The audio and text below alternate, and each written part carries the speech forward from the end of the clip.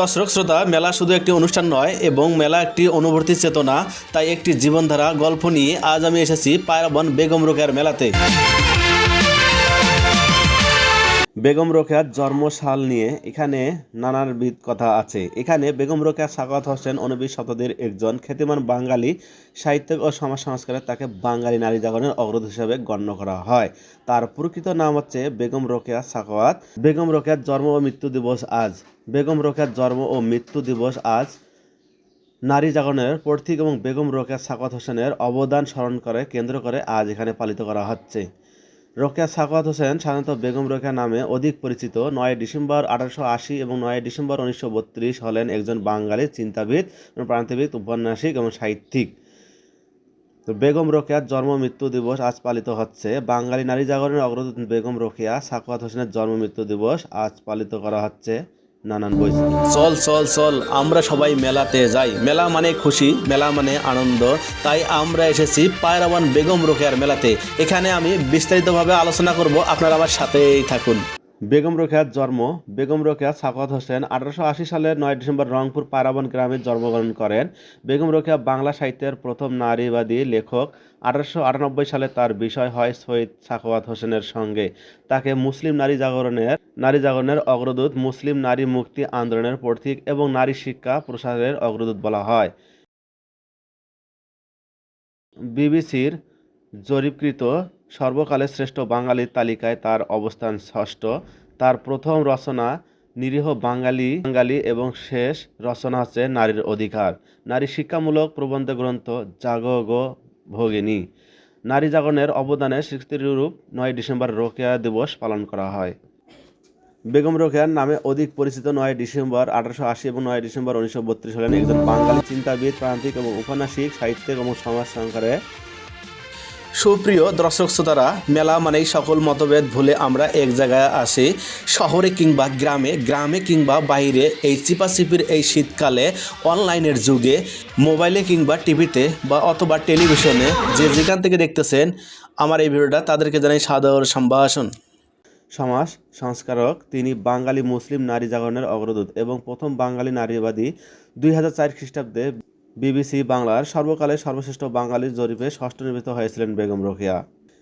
রোকেয়া সাখাওয়াত হোসেনের রচিত উপন্যাস হলো পদ্মরাগ অপশন, পদ্মরাগ। সঠিক উত্তর হচ্ছে Padmarag option, Padmavati option, Motichur option, মতিবহুল বর্ণনা এবং রোকেয়া সাখাওয়াত হোসেনের। এই দিবসটা পালিত হওয়ার সাথে হয় মেলার মাধ্যমে। আজ আমি মেলাটা আপনাদেরকে ঘুরে ঘুরে দেখাবো। সূচনা, এই যে তুমি যে এখানে চড়ছো, তুমি ভয় পাবা না? এই দেখো নাগরদোলা। ভয় পারবো না, তুমিও তো একটা গাধা।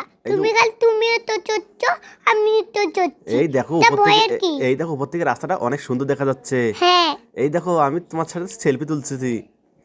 তুমি ফির আমাকে সেলফি তুলতে দিচ্ছ না? এই দেখো তোমার উৎসব দাদা বসে আছে।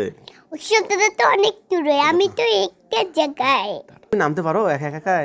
এই তুমি নামতে দাও একা একাই। চলো আমি তোমাকে সাথে নিয়ে যাচ্ছি, চলো।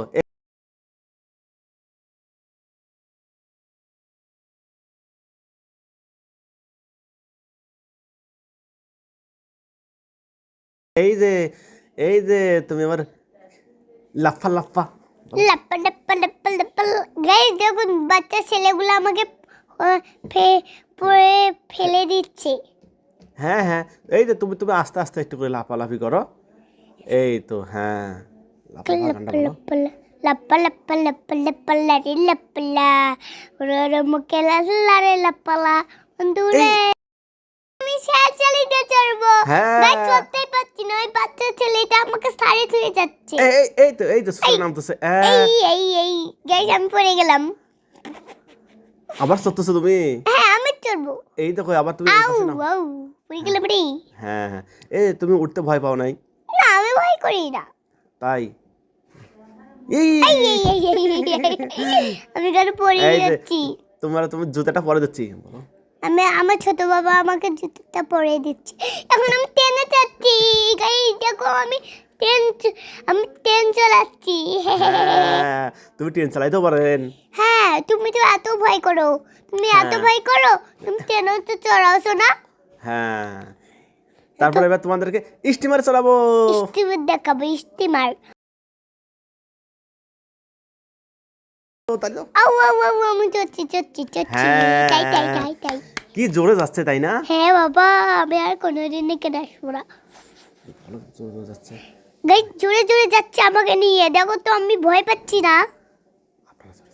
আপনারা চড়ছেন?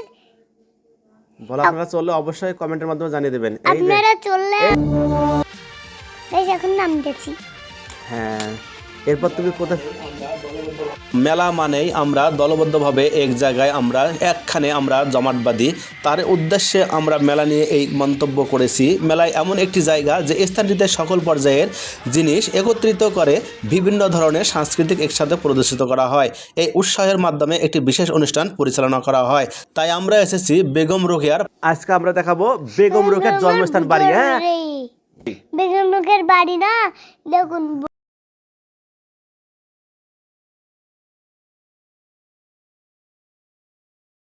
ফুল দিতেছি, কেমন লাগে? আমরা ছোট বাবা মিলে ফুল দিলাম। গাইস দেখুন, গ্রাম ভিডিওর মধ্যে আমি পুরোটাই দেখাচ্ছি আমার বাড়িটা। হ্যাঁ,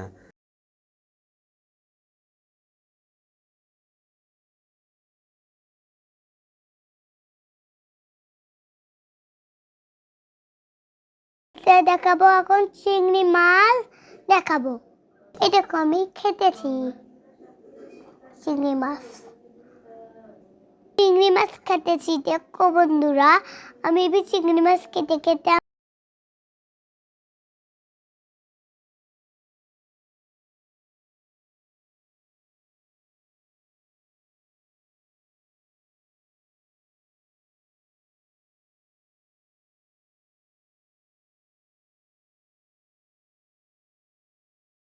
আমাকে কোলে নিয়েছে।